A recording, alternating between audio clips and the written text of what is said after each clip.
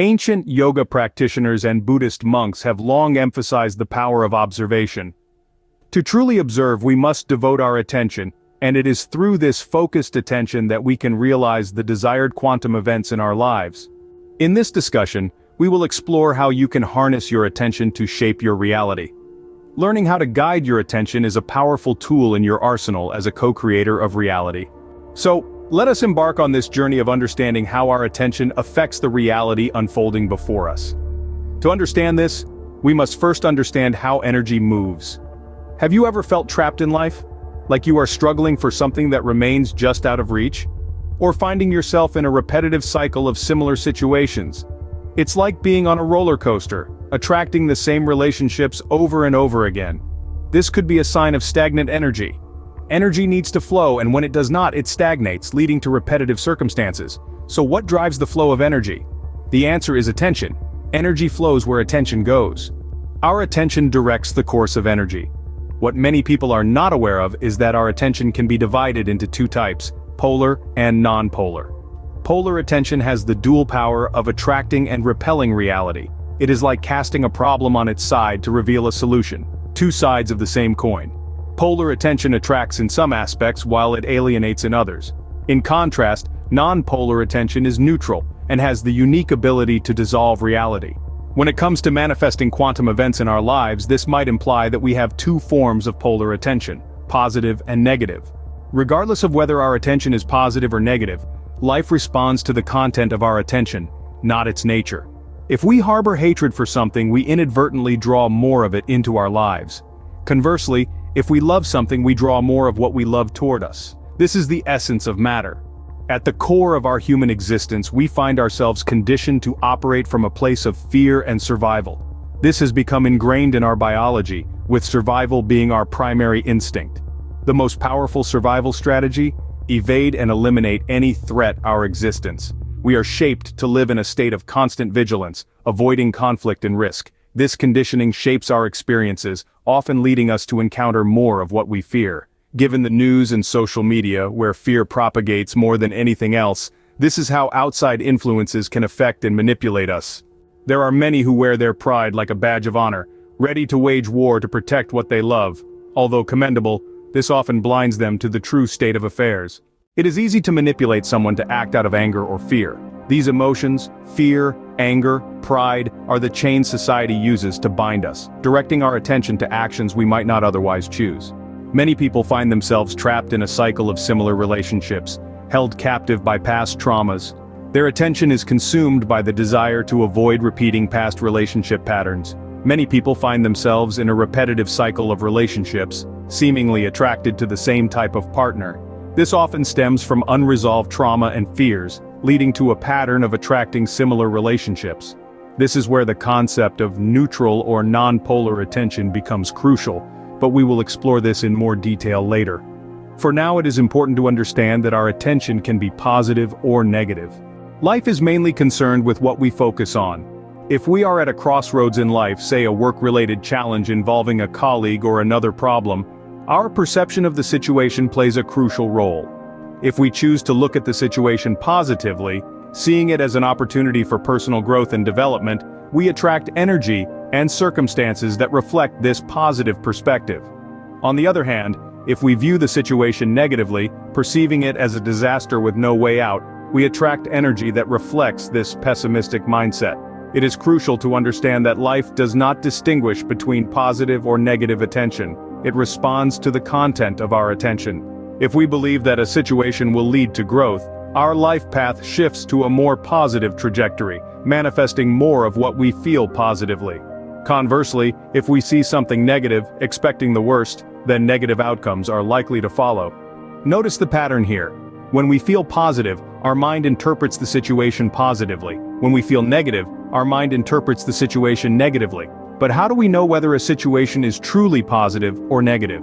Often it is simply a fear-driven assumption, and fear only breeds more fear. When we experience an emotion, we often try to validate that feeling by contemplating other factors that could potentially amplify that fear. But why do we do this?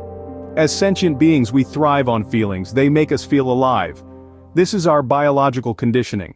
In a state of fear, we begin to enumerate all the potential pitfalls, a spiral and vortex of negativity, as this fear begins to shape the content of our attention. The crux of the matter here is the need for harmony between the heart and the mind. When your heart harbors negativity, your mind reciprocates by generating negative thoughts that then manifest in reality, moving you onto a life path where negativity prevails. However, the key lies in nonpolar or neutral focus. With neutral attention, life events simply come and go without exerting any influence on us. In an unpleasant situation, you can simply observe and accept it without any positive or negative bias. Your life path remains unchanged and the situation simply dissolves. Most people resist their past traumas and fears by assigning negative attention to them. Consider how this plays out. When something unpleasant occurs in the past, we tend to run away from it because the emotions are overwhelming and we are not sure how to deal with them. By fleeing, we are actually resisting, and as the saying goes, what you resist persists. We spend our lives resisting things from our past that we don't like, living from a place of trauma, and as a result, situations that affirm this trauma keep repeating themselves. So remember, every coin has two sides. The choice of perception is entirely yours.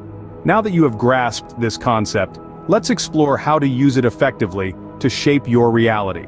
The first step is to merge polar and nonpolar attention. This is a crucial point, so pay attention. There are three main steps in this process, and if you follow correctly, all the energy you have devoted to negative attention will dissipate, leaving you with more energy to cultivate the positive reality you desire. Let's delve into how it works. The first step is acceptance. When we find ourselves in a situation that feels like an abyss, when we hit rock bottom, we have to accept that this has happened. Acceptance and resistance cannot coexist. Acceptance is the antidote to resistance. It is important to understand that we are not accumulating energy, we are simply redirecting it. Your goals are eager to manifest, you just need to step aside and let them materialize. This starts with total acceptance of your current situation. Imagine that your worst nightmare has come true. You have accepted it, and life goes on in spite of it. You are no longer haunted by your worst fears. This is crucial, because most people believe that accepting the worst-case scenario will draw it into their lives, but it does not. By accepting the worst-case scenario, you stop feeding it with the energy of your resistance.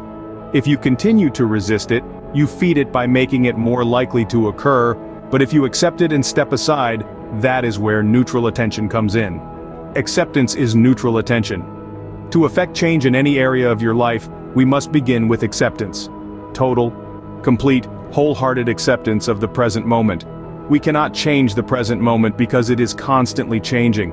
When you try to grasp it, it has already become the past. What you can do, what is in your power, is to choose what you would like in the next moment. We often deceive ourselves into believing that if something happens, we have failed. We grasp ourselves, we identify with our actions. Instead, imagine the worst-case scenario and accept it completely. This reduces its importance.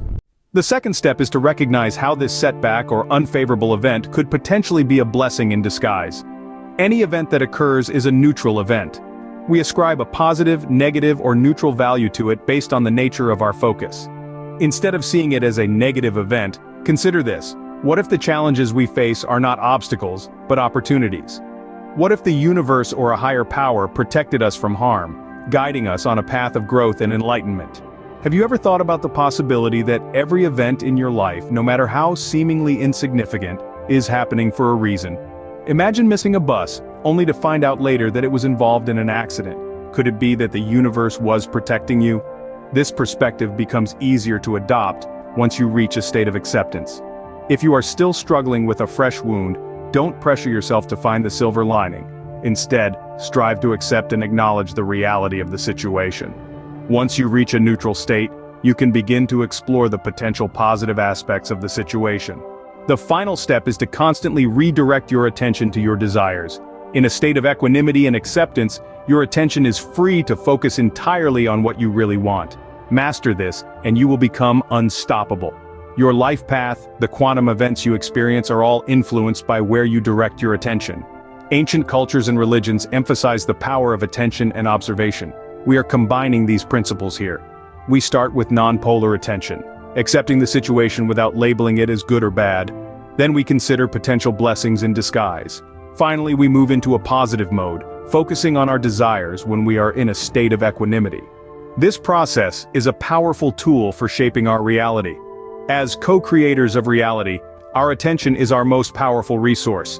When we learn to wield it effectively, we can manifest the life we desire. So if you're feeling down today, allow yourself to feel those emotions, accept them, and once you reach a state of equanimity, shift your attention to your desires. Suppressing your feelings will only lead to future problems. Positive affirmations can also be a form of resistance if they are used to avoid dealing with your emotions. This 3-step accept, redirect, choose method has the power to transform your life.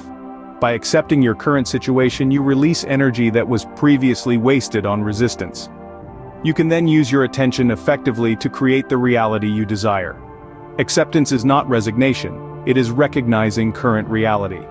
It is in this space of acceptance that our vision becomes clearer, and the path to our desires is revealed. When we embrace the worst-case scenario, we release the energy previously wasted in fighting it. It is then that our attention becomes a catalyst for change. As co-creators of our reality, we have the power.